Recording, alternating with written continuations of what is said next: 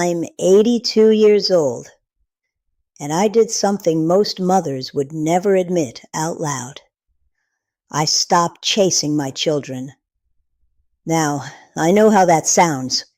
Even saying it out loud still feels a little unnatural, like I'm breaking some quiet rule that mothers are supposed to live by. Because where I come from, a mother doesn't stop. She doesn't give up. She keeps calling, keeps checking in, keeps showing up, no matter what. And for most of my life, that's exactly who I was. I was the one who remembered every birthday without needing a calendar. The one who called just to hear their voices. The one who made sure holidays stayed together, even when life tried to pull us apart. I believed, deeply, that if you just loved your children enough, they would always find their way back to you. That was the kind of mother I spent decades trying to be. But somewhere along the way, things started to change. Not all at once. That would have been easier to understand. No, it happened slowly, quietly, the kind of change you almost don't notice at first. Calls got shorter. Visits became less frequent. Conversations started to feel distracted, like their minds were somewhere else, even when they were right in front of me. And I told myself it was normal. They're busy, I'd say. They've got their own lives now. I repeated that so many times, I almost convinced myself it didn't hurt. But it did. What I didn't realize back then was that I had started chasing something that was already slipping away. Not their love, but their time, their attention, their presence. And the harder I tried to hold on to it, the further it seemed to drift. I'd call more often, thinking maybe I just needed to try a little harder. I'd plan dinners, send messages, leave voicemails. Sometimes I'd sit there, staring at the phone, waiting for it to ring, telling myself they'd call back any minute. Sometimes they did. A lot of times, they didn't. And each time it happened, I felt something small inside me sink just a little deeper. Not enough to break me all at once, but enough to slowly wear me down. The hardest part wasn't the silence. It was the feeling that I was becoming optional, that maybe my place in their lives had quietly shifted, and I was the only one who hadn't fully accepted it yet. I didn't talk about it, not to friends, not to anyone, because how do you say something like that out loud? How do you admit that the people you gave your whole life to don't seem to need you anymore?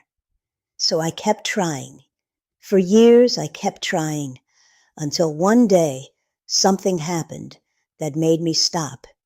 Not out of anger, not out of pride, but out of a kind of quiet realization that settled deep in my chest. And the truth behind why I finally walked away isn't what people expect. I grew up in a different America. Slower, quieter, the kind of place where people knew their neighbors and families stayed close, not just in distance, but in spirit. I was born in the early 1940s, and by the time I was a young woman, life had a certain rhythm to it. You didn't question it much. You just followed it. You found someone, you got married, and you built a life together. That's what I did. My husband was a good man. Not perfect, but steady. He worked long hours, and I stayed home once the children came along. Back then, that's just how it was. I didn't see it as a sacrifice. I saw it as my purpose. My job wasn't written on paper, but it lived in every meal I cooked, every shirt I folded, every scraped knee I kissed. We had 3 children, and from the moment I held each of them, something inside me settled into place, like I finally understood why I was here. My days were full, busy in a way that left you tired, but fulfilled. Mornings started early, packing lunches, getting them ready for school, making sure everyone had what they needed. Afternoons were homework at the kitchen table, the sound of laughter, or the occasional argument between siblings. Evenings were family dinners, not fancy ones, just simple meals where we all sat together. That mattered back then, sitting together. I made sure of it. Holidays were my favorite. I went all out. Decorations, cooking for days, making sure everything felt warm and special. Christmas mornings with wrapping paper all over the floor.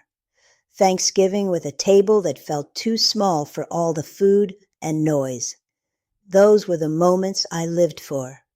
I believed, truly believed, that those moments were building something that would last forever. That family wasn't just something you had. It was something you kept. Something that stayed strong no matter how much time passed. And I poured everything I had into that belief. I didn't chase a career. I didn't spend much time thinking about myself at all, if I'm being honest. My world revolved around them. Their needs came first, always. If they were happy, I felt complete. If they were hurting, I carried it with them. That's how I was raised. You give your children everything you have and trust that love will hold it all together. And for a long time, it felt like it did. We weren't a perfect family. No one is. There were disagreements, hard times, moments where money was tight or stress ran high. But through it all, there was this quiet understanding that we belonged to each other, that no matter where life took us, we would always come back to that table. I held on to that idea for years. It became part of how I saw the world, how I understood love. I never imagined that something so deeply rooted could slowly begin to loosen without me even realizing it. It didn't happen all at once. If it had, maybe I would have fought it differently or understood it sooner. But the truth is, the distance between me and my children didn't arrive like a storm. It came in small, quiet moments that were easy to explain away. At first, it was just busy schedules, work, families of their own, responsibilities I told myself I should be proud of. And I was, in a way. I had raised independent children. That's what you're supposed to do, isn't it? But independence has a way of slowly turning into distance if you're not careful. The phone calls changed. They used to be long, full of little details about their day. Then they became shorter, more rushed. "I'll call you back, Mom. Things are crazy right now." I'd hang up and sit there for a moment, holding the phone, telling myself it was fine. They got spaced out. Holidays became harder to coordinate. One year, someone couldn't make it. The next year, two of them had other plans. I kept adjusting, kept trying to make it work, moving dinners, changing dates, telling myself flexibility was part of love. But each time, it felt like something was slipping just a little further out of reach. I remember one moment clearer than the rest. It was my birthday. Nothing big, just a quiet day. I had spoken to one of them earlier that week, and they said they'd try to call. I didn't expect much, just a few minutes to hear their voices. I sat in my living room that evening, the house so still you could hear the clock ticking on the wall. I kept glancing at my phone, not wanting to seem desperate, even though no one was there to see me. Hours passed. No call. I told myself They must have forgotten, or maybe they were busy. I made excuse after excuse, like I had done so many times before. But that night felt different, not because of the missed call itself, but because of what it made me realize. I was the only one holding on this tightly. That thought didn't hit me all at once. It settled in slowly, like a weight pressing down on my chest. And for the first time, I couldn't push it away with excuses. So I tried harder. I started calling more often, leaving messages, sending little notes just to stay connected. I told myself maybe I just needed to show up more, be more present, remind them I was still here. But something had shifted. The conversations felt polite, not cold, not unkind, just distant. Like there was a line I couldn't quite cross anymore, no matter how hard I tried. And then there was a moment. I can't even point to the exact day, but I remember the feeling clearly. I had just gotten off the phone after another short, distracted conversation. I sat there in silence, and for the first time, I didn't feel like their mother. I felt like an interruption, like someone they cared about, but didn't have time for. That's when something inside me quietly broke. After that feeling settled in, I wish I could tell you I stopped right away, that I had some moment of strength and clarity and chose myself. But I didn't. I kept going. If anything, I tried even harder. It's a strange thing how the heart works. When you feel something slipping, your instinct isn't to let go. It's to hold on tighter. So that's what I did. I called more often. I checked in more. I tried to stay present in their lives in whatever small ways I could. I'd leave voicemails just to say I was thinking of them. I'd send little messages, sometimes not even expecting a reply. I'd plan visits weeks in advance, just hoping they wouldn't cancel. And when they did, I'd smile through it, say, "That's okay, sweetheart," like it didn't bother me. But it did. Each time something fell through, it felt like a quiet kind of rejection. Not loud or obvious, just a soft reminder that I wasn't a priority anymore. And that's a hard thing for a mother to accept, especially when you've spent your whole life putting them first. The hardest moments were the quiet ones. Holidays changed the most. The house that used to feel full of noise and laughter became still. I'd still cook sometimes, out of habit more than anything. I'd set the table the way I used to, then catch myself and slowly put things away. Some years, I'd sit there with a plate in front of me, telling myself it didn't matter, that it was just another day. But deep down, it mattered more than I wanted to admit. There were nights I went to bed early, not because I was tired, but because I didn't want to sit in the silence any longer. And there were nights I stayed up, staring at old photos, wondering where exactly things had changed, and if I had done something wrong along the way. I never told anyone how much it hurt. Not my friends, not my neighbors, not even my children. I didn't want to make them feel guilty. I didn't want to be that mother who complains or clings. So I kept it to myself, carrying it quietly, like something I just had to live with. But the truth is, it started to wear me down. I began questioning everything. The way I raised them, the choices I made, the years I gave so completely. I wondered if I had loved them too much, or maybe in the wrong way. That's a thought that can really sit heavy on your heart. And somewhere at all of that, I started losing pieces of myself. My days revolved around waiting for a call, a message, a visit, waiting to feel included again. And the more I waited, the smaller my world became. It wasn't just loneliness. It was the feeling of becoming invisible in the lives that once revolved around me.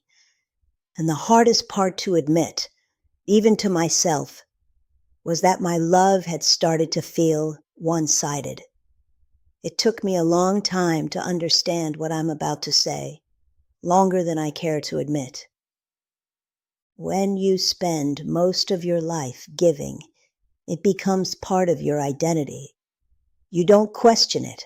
You don't measure it. You just keep doing it. And for years, I believed that love meant showing up no matter what, calling, waiting, adjusting, forgiving, over and over again. But somewhere along the way, I had to face a truth that was quietly sitting right in front of me. Love isn't something you can chase. I didn't come to that realization all at once. It wasn't some big moment where everything suddenly made sense. It came slowly, in pieces, in the silence after unanswered calls, in the quiet of holidays that no longer felt the same, in the feeling I carried day after day, like I was holding on to something that wasn't being held back. And I started to ask myself a question I had avoided for years. What am I doing to myself? That question stayed with me. It followed me through my days, sat with me in the evenings, and echoed in my mind when things felt especially heavy. And the more I sat with it, the clearer things became.